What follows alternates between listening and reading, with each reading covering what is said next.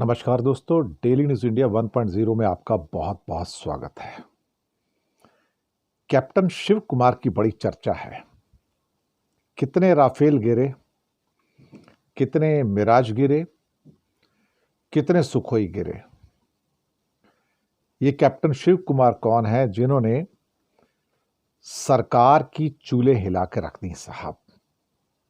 वैसे तो मोदी सरकार बहुत सीक्रेटिव है, कुछ भी जाहिर नहीं करती कि क्या अंदर चल रहा है।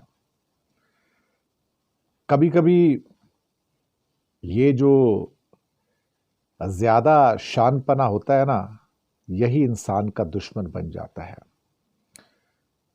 क्योंकि इंसान सोचता है कि मैं सब कुछ छुपा सकता हूं, जनता तक कभी कोई कड़वा सच पहुंचेगा ही नहीं। लेकिन इंडोनेशिया में भारत की एम्बेसी में नियुक्त नेवल अफसर कैप्टन शिव कुमार हंगामा कर दिया साहब।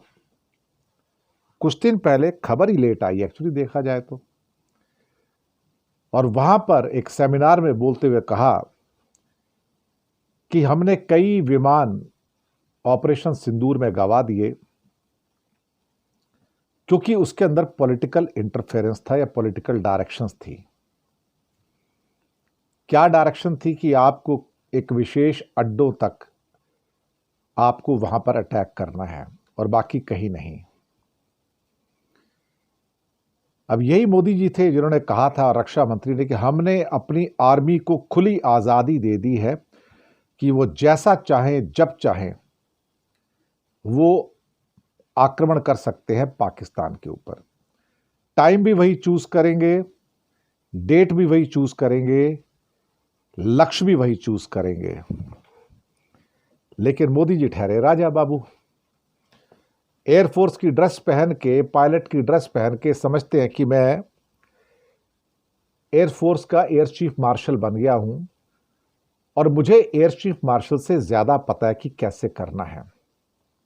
वैसे ही जैसे पहले भी एक बालाकोट स्ट्राइक के अंदर बादल आ गए हैं तो प्लेन्स को भेज दो, तो बादलों में रडार नहीं पकड़ पाएगा। अब ऐसी मूर्खता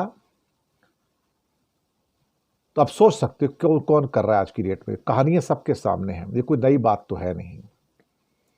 वो मूर्खता फिर से दोहराई गई यहां पर, और जनता को बताया गया कि भाई हमने आर्मी को पूरी आजादी दे दी है, जो करना है कर लो। लेकिन फिर उसके बाद डायरेक्शन दी जा रही है कि ये नहीं करना, ये नहीं करना, यहां मारना, यहां नहीं मारना। यानी कि एक तरफ से जनता से कहो कि हमने इनको आजादी दे दी और उधर से उसकी आजादी छीन लो। कई लोग ऐसे होते हैं जो ज्यादा शानपथी में रहते हैं। उनको लगता है कि मैं एक एयरफोर्स चीफ से ज्यादा जानता हूं, डिफेंस सर्विसेज के चीफ से भी ज्यादा जानता हूं, और मेरी बुद्धि बहुत ज्यादा है। सर मुड़ाते ओले पड़े और धड़ाधड़ हमारे विमान गिरे। धड़ाधड़। नंबर तो खैर अभी भी निकल के नहीं आए, 5 हैं, 6 हैं, कुछ ऐसे तो हैं ही। राफेल 3 है, 4 है, 5 है, 2 है, पता नहीं, लेकिन 5-6 गिरे ऑलमोस्ट कंफर्म है। अब स्वीकार नहीं करो तो उससे क्या फर्क पड़ता है। अब चूंकि राजा बाबू ने ऑर्डर दिया था यहां अटैक करना, यहां नहीं करना, और उस चक्कर में जब हमारे धड़ाधड़ विमान गिरने शुरू हो गए तो उस समय फिर आर्मी वालों को होश आया कि ये तो हम तो पागल है यार। एक बेवकूफी वाली एडवाइस वहां से निकल के आ रही है और हम उसको मान रहे हैं और अपने विमान भी गंवा रहे हैं और अपने हौसला भी हमारा टूट जाएगा ऐसे तो। और फिर उन्होंने अपनी जो टैक्टिक्स होती थी खुद उन्होंने अपनाई और फिर अपने हिसाब से उन्होंने टैक्टिक बना के फिर हमला शुरू किया दूसरे दिन से। पर पहले दिन तो मार खा गए थे ना। मार इसलिए खाई कि सामने हमारे प्रधानमंत्री जो राजा बाबू बनते हैं, उन्होंने डायरेक्शन दे दी कि भैया कहां अटैक करना है और कहां नहीं करना है। जैसे कि क्या कहते हैं ना कि वो एयरफोर्स के चीफ हों। क्या कहा जाए इसमें, अंग्रेजी में कहावत है, पेनी वाइज पाउंड फुलिश। जी हां, पेनी वाइज पाउंड फुलिश, वही हमने किया और हमने मार खाई अल्टीमेटली। मुझे लगता है कि हमारी जो लीडरशिप है ना, पॉलिटिकल लीडरशिप, वो दरअसल बहुत ही एक ढीठ किस्म की लीडरशिप है। वो ये जताना चाहते हैं कि हमको सब कुछ पता है, हम सर्वज्ञानी हैं, ब्रह्मांड के स्वामी हैं, बाकी सारे बेवकूफ हैं। जो सालों साल मेहनत करते, प्रैक्टिस करते, ट्रेनिंग करते हैं, वो सारे बेवकूफ हैं साहब। लेकिन इस बयान ने उस बयान की भी पुष्टि की जो पहले सीडीएस ने सिंगापुर में कही थी कि हाँ, हमारे विमान गिरे हैं, लेकिन हम नेक्स्ट डे से संभल गए थे। तो इस पे तो कोई डाउट नहीं ना, विमान गिरे। लेकिन पहली बार ये अंक निकल के आया इसमें, विमान क्यों गिरे? क्योंकि पॉलिटिकल इंटरफेरेंस था। पॉलिटिकल इंटरफेरेंस था, ये शब्द आते हैं इसमें कैप्टन शिव कुमार के। अब जो भी हो साहब, सच तो सामने आएगा आपके।